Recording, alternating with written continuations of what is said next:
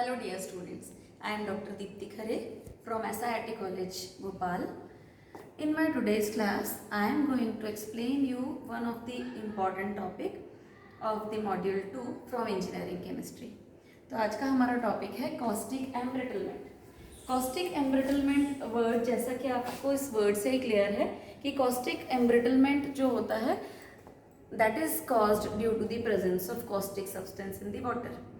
Caustic soda is the sodium hydroxide. We call sodium hydroxide as caustic soda. Then here is the definition of caustic embrittlement.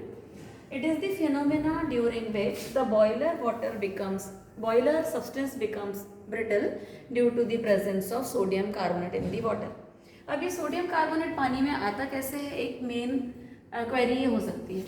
तो sodium carbonate का पानी में आने का reason होता है due to the softening process by lime soda process.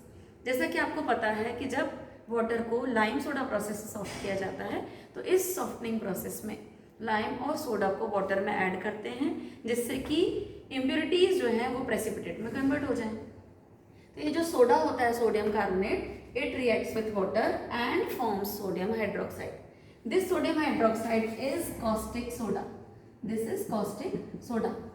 अब ये पानी में ये कॉस्टिक सोडा जब आ जाता है तो इस कॉस्टिक सोडा की प्रेजेंस से हमारे बॉयलर में एम्ब्रिटलमेंट होता है. जैसा कि एम्ब्रिटलमेंट वर्ड का मीनिंग होता है बॉयलर के अंदर टूट फूट होना. Embrittlement word is use for the weakness और वीकनिंग ऑफ दी सब्सटेंस. यहाँ पर मेन रीजंस जो होते हैं कॉस्टिक एम्ब्रिटलमेंट के, उनमें पहला रीजन है कि ये जो सोडियम हाइड्रोक्साइड या कॉस्टिक सोडा पानी में आ जाता है, ये कॉस्टिक सोडा आयरन जो कि बॉयलर मटेरियल है उसके साथ रिएक्ट करता है और सोडियम फेरोइड का फॉर्मेशन करता है. This sodium ferroid is Na2FeO2. आपको सोडियम फेरोइड फार्मूला और नाम दोनों आपको यहाँ पर याद रखना है. तो सोडियम फेरोइड का फॉर्मेशन हो जाता है सोडियम हाइड्रोक्साइड और आयरन के बीच रिएक्शन से. This iron and sodium hydroxide reacts to form sodium ferroid that is Na2FeO2. आगे ये जो सोडियम फेरोइड है ये बॉयलर के अंदर जो माइन्यूट हेयर क्रैक्स वगैरह हैं उन क्रैक्स के अंदर फिल हो जाता है.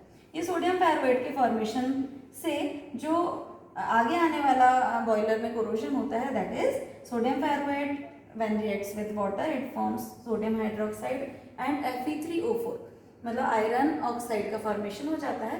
दिस आयरन ऑक्साइड और ferrous oxide forms corrosion in the boiler material and this is the main cause of the caustic embrittlement. तो हमने देखा कि किस तरीके से बॉयलर वाटर में सोडियम हाइड्रोक्साइड आता है, फिर ये सोडियम हाइड्रोक्साइड आयरन के साथ रिएक्ट करके सोडियम फेरोइड बना लेता है. This sodium ferroid water again reacts with water to form iron oxide. अब हम इसके प्रिवेंशन की बात करते हैं क्योंकि ये एक बहुत ही ऐसा कॉज है जिसके कारण बॉयलर मटीरियल वीक हो जाता है और बॉयलर प्रॉपर वर्किंग नहीं कर पाता है. तो कुछ प्रिवेंशन मेजर्स हैं which can be do for the caustic embrittlement prevention. The first prevention is by using sodium phosphate in place of sodium carbonate.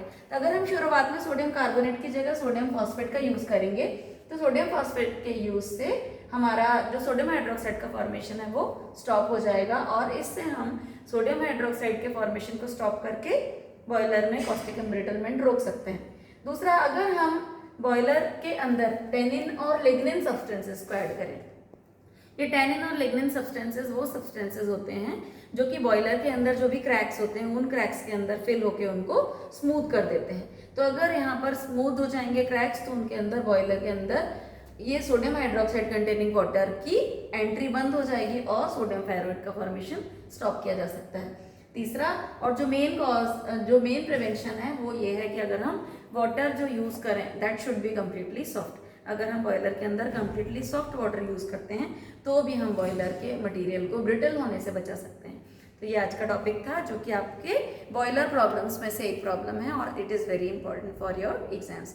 Thank you.